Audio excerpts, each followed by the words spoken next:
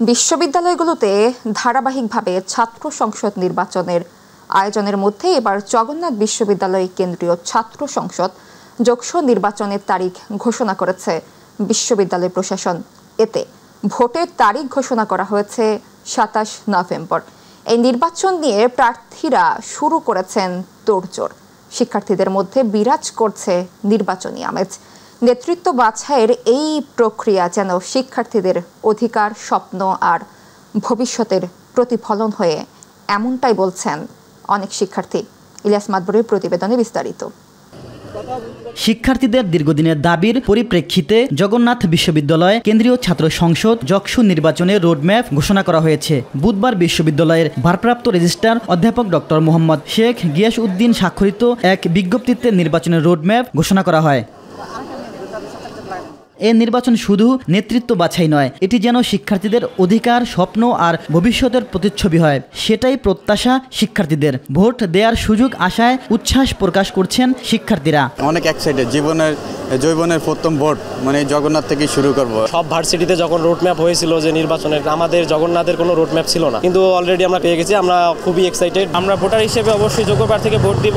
আমরা কোনো দল দেখব না। যারা শিক্ষার্থীর জন্য কাজ করবে, মেইনলি আমরা তাদেরকে চাই। এখন সৎ হবে, আমাদের জন্য কাজ করবে। যকসু যে নির্বাচনে আমরা যে এখানে অংশগ্রহণ করব, কি হবে কি হবে না সেটা কোশ্চেন না, যে যকসু নির্বাচন হবে এটাই হচ্ছে আমাদের সবথেকে গুরুত্বপূর্ণ একটা বিষয়। এটা আমাদের জন্য একটা বড় ধরনের পাওয়া।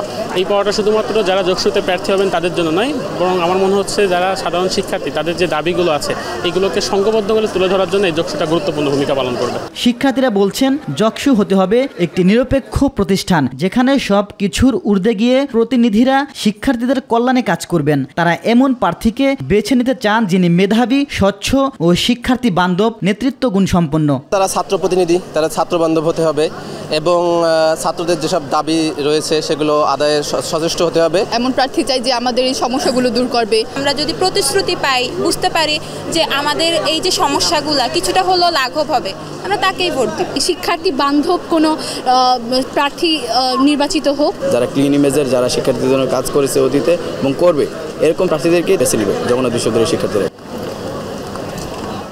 ক্যাম্পাসে গণতান্ত্রিক ধারা ও ছাত্র রাজনীতি তৈরিতে যকসু নির্বাচনের বিকল্প নেই।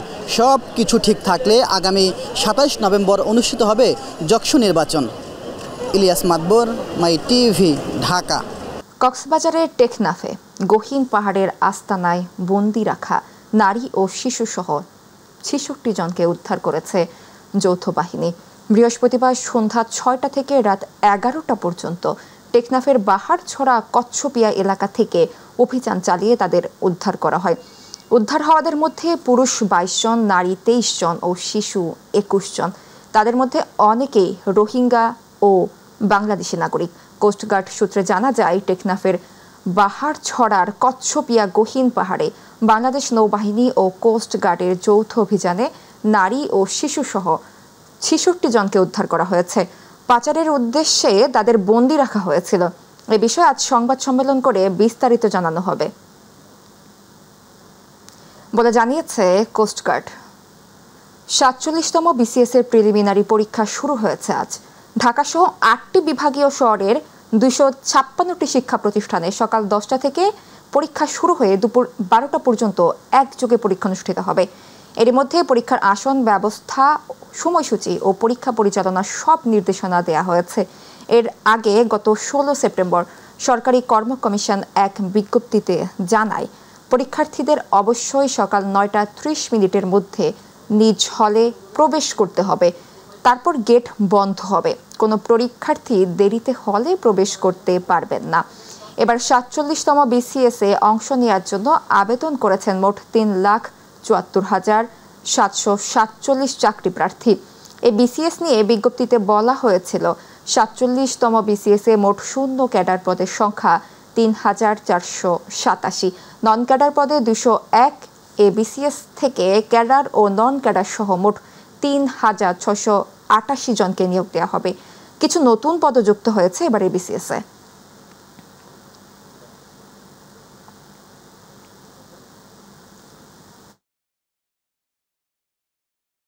নিত্যপণ্যের দাম প্রতিদিন যেন নতুন উচ্চতা ছুঁয়েছে। বাজারে গেলেই ক্রেতাদের নাভিশ্বাস উঠছে। এ নিয়ে সাধারণ মানুষের মনে প্রশ্ন জাগছে, বাড়ছে ক্ষোভ। এখন বাজারে 70 থেকে 80 টাকার নিচে কোনো সবজি পাওয়া দুষ্কর। কয়েক ধরনের সবজির দাম নিয়মিত সেঞ্চুরি হাঁকাচ্ছে। ডিমের ডজন যেটি কিছুদিন আগে 110 থেকে 120 টাকা ছিল, তা এখন 150 টাকায় বিক্রি হচ্ছে। রাজধানীর বিভিন্ন কাঁচা বাজার ঘুরে দেখা গেছে পটল, করলা, ঝিঙে, কাঁকরোল, ঢেঁড়স সহ অধিকাংশ সবজির দাম 80 থেকে 100 টাকা কেজির নিচে নামছে না। এমন পরিস্থিতিতে অনেকেই ছোট করছেন তাদের বাজারের তালিকা।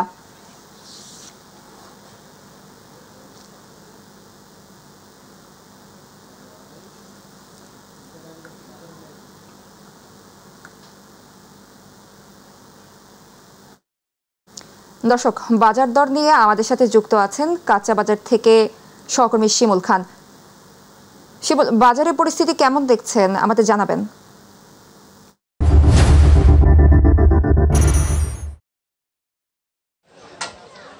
জি, আপনাকে ধন্যবাদ। আমি রয়েছি পলাশী কাঁচা বাজারে। প্রত্যেকটি আসলে কাঁচা বাজার, সেই কাঁচা বাজারগুলো আবারও দাম বৃদ্ধি পেয়েছে, অর্থাৎ 120 টাকা, 100 টাকা, 90 টাকার মধ্যে রয়েছে। হঠাৎ করেই আবারও সেই কাঁচা বাজারের উত্তাপ আমরা দেখতে পেরেছি। এই বাজারে আমাদের ব্যবসায়ীদের সাথে আমাদের কথা হয়েছে, ব্যবসায়ীরা আমাদেরকে যেমনটি জানিয়েছেন, হঠাৎ করেই তারা 10 থেকে 20 টাকা বৃদ্ধি পেয়েছে। এবং মাছের কথা যদি বলে থাকি, মাছের বাজারও অস্থিতিশীল রয়েছে, অর্থাৎ দাম কেউ বলছে আবার কেউ বলছে দামটা নাগালের মধ্যে রয়েছে। আমাদের সাথে একজন ক্রেতা রয়েছেন, আমরা একটু কথা বলবো আপনার সাথে। বাজার পরিস্থিতি কেমন দেখছেন? আপনি তো বাজার করলেন, এখন আসলে কি পরিস্থিতি, এটি ক্রয় ক্ষমতার মধ্যে রয়েছে কিনা? মোটামুটি সব পণ্যের দামই বেড়ে গেছে। আগে কিছুদিন আগে কিছুটা কমছিল, কিন্তু ইদানিং একটু সব পণ্যের দাম মনে হয় একটু বেশি মনে হচ্ছে। ইদানিং বিশেষ করে মাছের বাজারটা বেশি ওঠার মধ্যে আছে। নিত্য প্রয়োজনীয় এই সবজির দামও বৃদ্ধি পেয়েছে আগের চেয়ে। ইদানিং এটাই অন্য কোনো কারণে হয়তো হয়, সাপ্লাইয়ের কারণে হয়, কিন্তু নর্মালি লোকাল বাজারগুলিতে একটু মনে হয় দাম একটু বেশি হচ্ছে। মাছ, আপনি মাছের বাজারে গিয়েছিলেন, আমি দেখেছিলাম মাছগুলো আসলে সাধারণ মানুষের ক্রয় ক্ষমতার মধ্যে রয়েছে কিনা মনে করি না।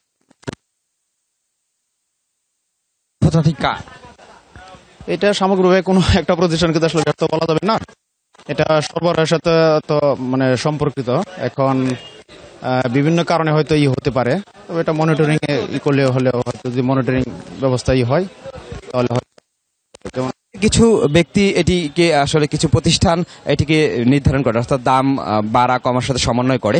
সেটি সরকারের ওই ব্যক্তিগুলোর যারা দায়িত্ব রয়েছে তাদের ব্যর্থতা রয়েছে না। এটা তো আসলে ব্যর্থতা তো হবে, কারণ মনিটরিং একটা বিষয় আছে। তো সকল বাজারে যদি লোকাল বাজারগুলিতে যদি বেশি একটু করা হয়, তাহলে হয়তো লোকের ক্রয় ক্ষমতার মধ্যে, যেমন আপনি যদি কারণ বাজারটা দেখেন, এই বাজারে ওই কারণ বাজার কিন্তু অনেক ডিস্টেন্স আছে বিভিন্ন পণ্যের,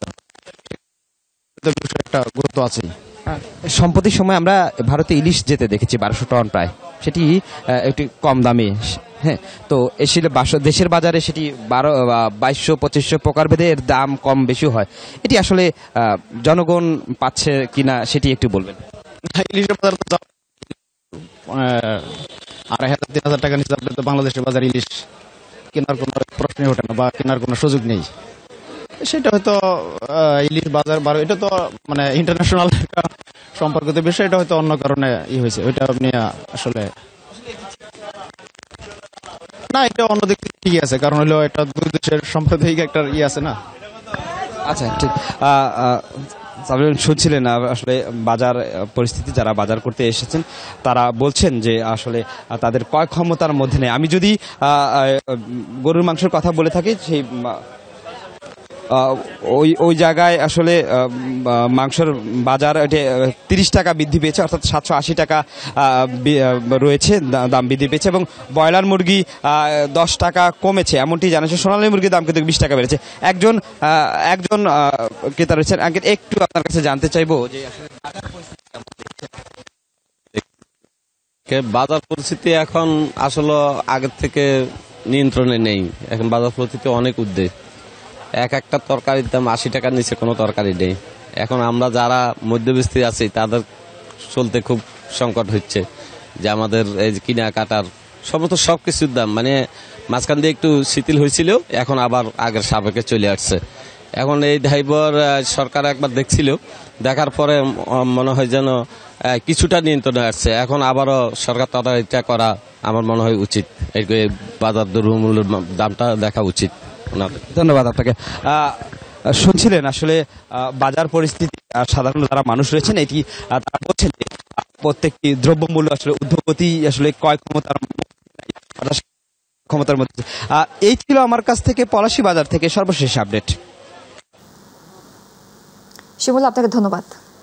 দর্শক, 47তম BCS এর প্রিলিমিনারি পরীক্ষা শুরু হয়েছে আজ।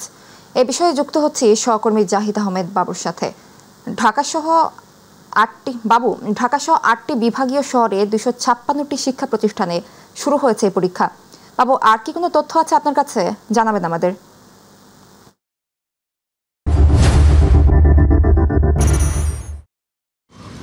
হ্যাঁ, ধন্যবাদ আপনাকে। শুরু হয়েছে 47তম BCS পরীক্ষার প্রিলিমিনারি টেস্ট। এই পরীক্ষা শুরু হয়েছে সকাল 10টা থেকে, শেষ হবে দুপুর 12টা পর্যন্ত। সেই মোতাবেক ইডেন মহিলা কলেজে আমি এখানে অবস্থান করছি। এখানে সেই মোতাবেক পরীক্ষার্থীর অভিভাবকরাও কিন্তু এখানে অপেক্ষা করছেন। তারা একেবারে সকালেই এই ঢাকা বিশ্ববিদ্যালয় এলাকায় ইডেন মহিলা কলেজের এখানে তারা অপেক্ষা করছেন এবং পরীক্ষার্থীরা কিন্তু সকাল 9:30 মধ্যেই কিন্তু এই পরীক্ষার হলে প্রবেশ করেছে এবং এর পরপরই এই গেটটা এখানেই বন্ধ করে দেওয়া হয়। এমনকি এই 10টার সময় আমরা দেখেছি যে এই কলেজের যে কর্তৃপক্ষ তারাও যখন এসেছিল তারাও কিন্তু এখানে ঢুকতে পারেনি। কঠোর নিরাপত্তা এবং নজরদারির মধ্যে এখানে আছে। আপনি জানেন যে এই পরীক্ষাকে ঘিরে BCS প্রিলিমিনারি পরীক্ষা ঢাকা সহ দেশের বিভিন্ন জেলায়, অর্থাৎ ঢাকা, রাজশাহী, খুলনা, বরিশাল, সিলেট, রংপুর, ময়মনসিংহ, এই 8টি শহরে 256টি পরীক্ষা কেন্দ্রে এখানে পরীক্ষা নেওয়া হয়েছে। সেই ক্ষেত্রে ঢাকাতেই 113টি পরীক্ষা কেন্দ্র এখানে আছে, যেখানে গার্ড দিতে নিয়োজিত আছেন যে 120 জন নির্বাহী ম্যাজিস্ট্রেট। ইতিমধ্যে ম্যাজিস্ট্রেটরা তারা সকালেই 9টার সময় ইডেন কলেজের ভিতরে প্রবেশ করেছে এবং তারা কিন্তু নজরদারির মধ্যে আছে এবং পরীক্ষার্থীরা যেখানে যারা আছে সেই পরীক্ষার্থীরা কিন্তু এই 2 ঘন্টার মধ্যে, অর্থাৎ 10টা থেকে 12টা পর্যন্ত এর মধ্যে কোনো হল ত্যাগ করতে পারবে না অথবা বাথরুমেও যেতে পারবে না, এরকম একটা নির্দেশনা দেওয়া আছে। এখানে বলা হচ্ছে যে বিশেষ পরীক্ষার বিজ্ঞপ্তি শর্ত অনুযায়ী বই পুস্তক, সকল প্রকার ঘড়ি, মোবাইল ফোন, ক্যালকুলেটর, সকল ধরনের ইলেকট্রনিক ডিভাইস এবং ক্রেডিট কার্ড সদৃশ্য কোনো ডিভাইস, গহনা, ব্রেসলেট ও ব্যাগসহ পরীক্ষা হলে প্রবেশ করা নিষেধ এবং এর জন্য শাস্তিযোগ্য অপরাধ।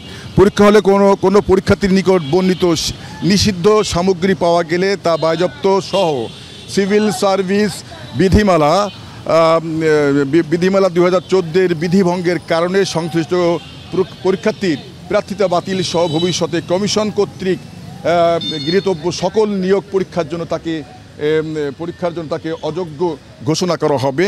তো এখানে আমরা যদি একটু জানতে চাইব যে আজকে যে সকালে ইতিমধ্যে আপনাদেরকে আর একটু বিষয় জানাতে চাই যে এই পরীক্ষা কিন্তু আসলে দুইবার পেছানোর পর অবশেষে এই আজকে শুক্রবার ছুটির দিন আজকে এই BCS প্রিলিমিনারি পরীক্ষার টেস্ট আজকে শুরু হয়েছে। সে মতো এখানে দেখলাম যে অনেক অভিভাবকরা আছে। আজকের যে পরিবেশ এবং এতদিন পরীক্ষার মধ্যে আমি জানতে চাইবো যে আসলে তাদের অনুভূতি এবং তারা কি বলতে চান, কেমন পরীক্ষার অনুভূতি হচ্ছে এবং কি দেখছেন? না, পরীক্ষা খুব সুন্দর ব্যবস্থা, ঢুকানোর ব্যাপার সব দিক দিয়েই ভালো। তা আমরা গরমের মধ্যে এখানে বসে আছি, বসার একটা সুন্দর ব্যবস্থা থাকলে আর একটু ভালো হইতো। হ্যাঁ, ওনারা বলছেন আসলে এটি খুঁটিনাটি এটি সমস্যা থেকেই যায়, যে এখানে যদি আসলে সুন্দর বসার ব্যবস্থা থাকতো তা আরও সুন্দর ভালো হতো। তাছাড়াও আজকের পরিবেশ অনেক সুন্দর, অনেক আনন্দময় এবং উৎসাহ উদ্দীপনা নিয়েই কিন্তু অভিভাবকরা এবং পরীক্ষার্থীরা এখানে পরীক্ষা দিতে এসেছেন। তো আরেকটি বিষয় আপনাকে জানিয়ে যেতে চাই যে এখানে দৃষ্টি প্রতিবন্ধীরা বা অন্যান্য প্রতিবন্ধীরা, তাদের জন্য বিশেষ করে দৃষ্টি প্রতিবন্ধীদের জন্য তাদেরকে শ্রুতি লেখক দেওয়া হয়েছে, তাদের জন্য শ্রুতি লেখক দেওয়া হয়েছে এবং তাদের জন্য প্রত্যেক ঘন্টায় 1 ঘন্টায় 10 মিনিট অতিরিক্ত সময় ধার্য করা হয়েছে। তো এই পরীক্ষা মিলে আসলে আইন শৃঙ্খলা রক্ষাকারী বাহিনীর সদস্যরাও দেখলাম যে ওখানে তাদের যানবাহন নিয়ে তারা সুসজ্জিতভাবে তারা অপেক্ষা করছে। তো এই ছিল বিসিএস প্রিলিমিনারি পরীক্ষার সর্বশেষ ইডেন কলেজ থেকে। বাবু, আপনাকে ধন্যবাদ। ঢাকা বিশ্ববিদ্যালয় এলাকা থেকে 47তম বিসিএস প্রিলিমিনারি পরীক্ষার খবর জানাচ্ছিলেন সহকর্মী বাবু। চলে যাচ্ছি পরবর্তী সংবাদে। এবারে গ্রাম বাংলার খবর।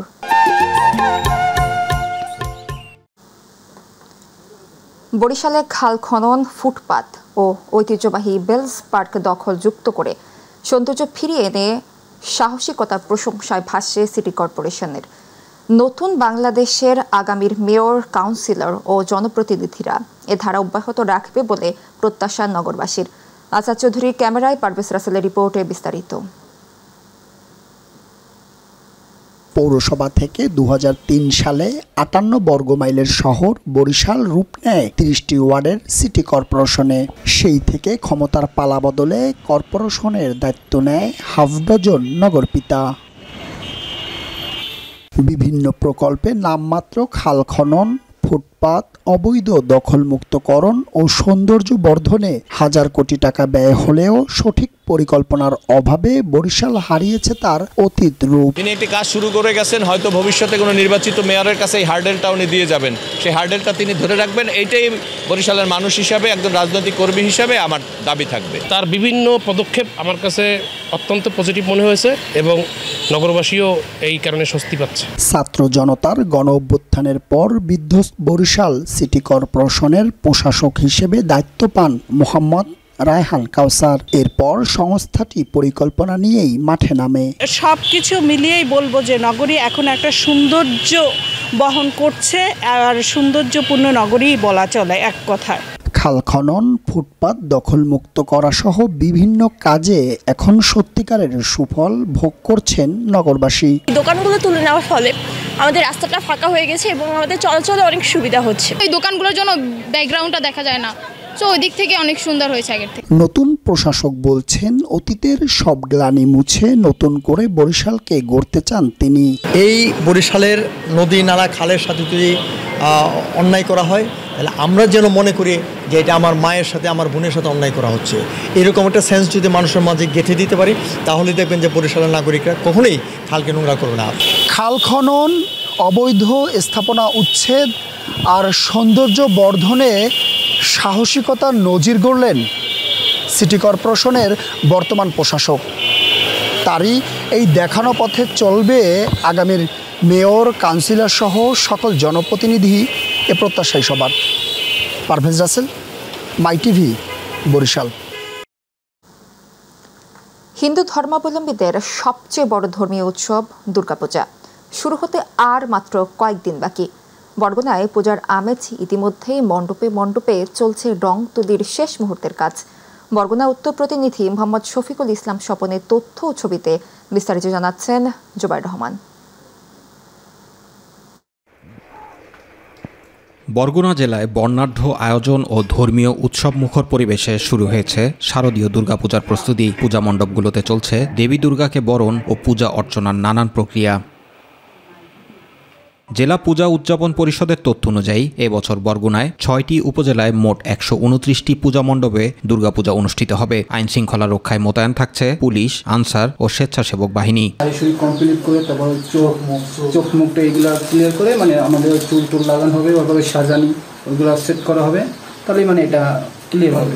কিছুদিন পরে দুর্গাপূজা উৎসব শুরু হবে এবং সবাই আনন্দ উপভোগ করবে। প্রশাসনের দৃষ্টি আকর্ষণ করে যে আমাদের একটু প্রশাসনটা যেন একটু বেশি দেয়, যেন আমরা সুন্দরভাবে একটু আনন্দ করতে পারি। আমরা আশা করি প্রশাসনিকভাবে অনেক সুন্দরই আমরা সাপোর্ট পাবো এবং আমরাও যারা স্বেচ্ছাসেবক আছি তারাও সচেতন আছি। চেয়ারম্যান, মেম্বার, চৌকিদার, সচিব সহ সকলেই এটার প্রতি আমাদের খেয়াল আছে। যারা সংখ্যালঘু তাদের কোনো রকমে কোনো সমস্যা না হয়। শারদীয় দুর্গোৎসবকে ঘিরে স্থানীয় হিন্দু সম্প্রদায়ের মধ্যে আনন্দ উচ্ছ্বাস বিরাজ করছে। প্রতিটি পূজা মণ্ডপই রঙিন আলোকসজ্জা ও নান্দনিক সাজসজ্জায় উৎসব মুখর পরিবেশে রূপ নেবে। প্রতিটি উপজেলায় শান্তিপূর্ণভাবে পূজা উদযাপনে জেলা প্রশাসন ও পুলিশ প্রশাসনের পক্ষ থেকে নেওয়া হচ্ছে বিশেষ নিরাপত্তা ব্যবস্থা। বিভিন্ন উপজেলা বা থানা লেভেলে যে কমিটি গঠন করা হয়েছে তাদের সাথে আমরা মিটিংয়ে বসেছি, যাতে করে তাদের পূজার অনুষ্ঠান পালনকালে কোনো রকমের সমস্যা না হয়। প্রতিটি পূজা মণ্ডপেই আমাদের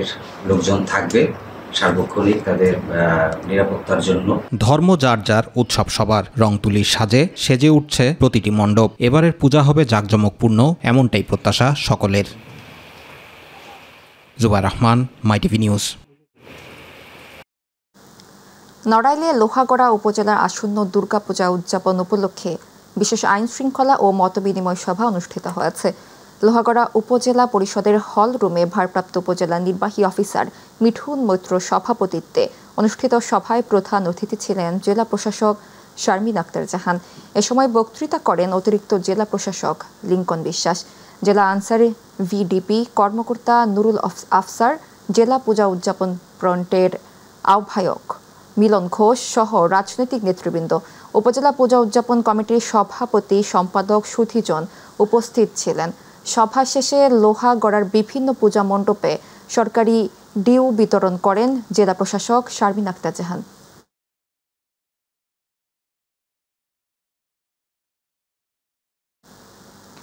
মাগুরার মোহাম্মদপুর উপজেলার বিনোদপুর ইউনিয়নের বিকে মাধ্যমিক বিদ্যালয় মাঠ প্রাঙ্গণে বৃহস্পতিবার বাংলাদেশ জামায়াতে ইসলামী যুব বিভাগের আয়োজিত যুব সমাবেশ অনুষ্ঠিত হয়েছে।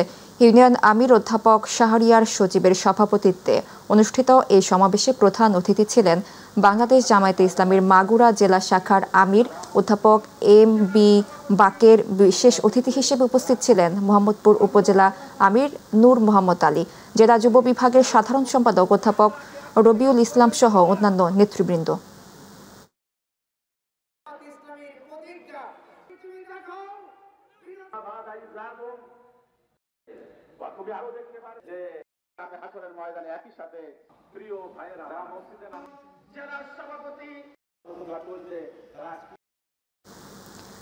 পোষ্যকোটা পুনর্বহালের সিদ্ধান্তের প্রতিবাদে রাজশাহী বিশ্ববিদ্যালয়ের উপাচার্যের বাসভবনের সামনে অবস্থান নিয়ে বিক্ষোভ করে বৈষম্য বিরোধী ছাত্র আন্দোলনের একাংশের শিক্ষার্থীরা। তাদের সঙ্গে যোগ দেয় বিশ্ববিদ্যালয়ের ছাত্র শিবিরের নেতাকর্মীরাও। বৃহস্পতিবার তারা উপাচার্যের বাসভবনের সামনে অবস্থান নিয়ে বিক্ষোভ শুরু করে।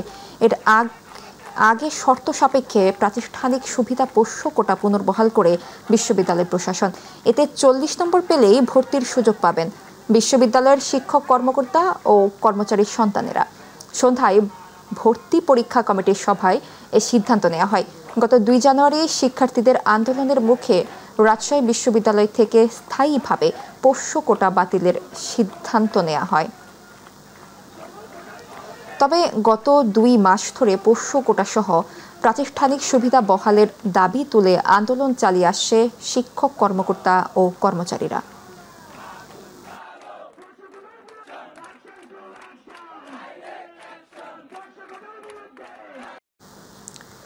বিসিএস পরীক্ষার প্রশ্ন ফাঁসের অভিযোগে দিনাজপুরের পার্বতীপুরে এক যুবককে আটক করেছে ডিবি পুলিশ। বৃহস্পতিবার সন্ধ্যায় পার্বতীপুর জংশন রেল স্টেশন থেকে তাকে আটক করা হয়। জানা গেছে বিসিএস পরীক্ষার প্রশ্ন ফাঁস হয়েছে এমন গোপন সংবাদের ভিত্তিতে ঘটনার ছায়া তদন্তে নামে ঢাকা মহানগর গোয়েন্দা পুলিশের একটি দল। বিষয়টি বুঝতে পেরে বৃহস্পতিবার একতা এক্সপ্রেস ট্রেন যোগে ঢাকা থেকে পালিয়ে পার্বতীপুরে আসার পথে তথ্য প্রযুক্তির সহায়তায় তাকে হাতে নাতে আটক করা হয়। পরে রাতেই আটক মহিবুল ইসলামকে ডিএমপি ডিবি পুলিশের কাছে হস্তান্তর করা হয়েছে বলে জানিয়েছেন দিনাজপুর জেলা গোয়েন্দা পুলিশের ওসি রফিকুজ্জামান।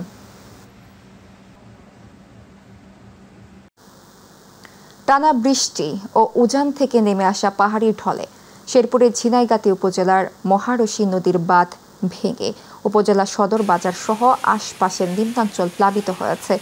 বৃহস্পতিবার পানির তীব্র স্রোতে বাঁধ ভেঙে পড়ে এই পরিস্থিতির সৃষ্টি হয়। এতে খৈলকুড়া বাজার এলাকার অন্তত 12 থেকে 14টি ঘরবাড়ি নদী গর্ভে বিলীন হয়ে যায়।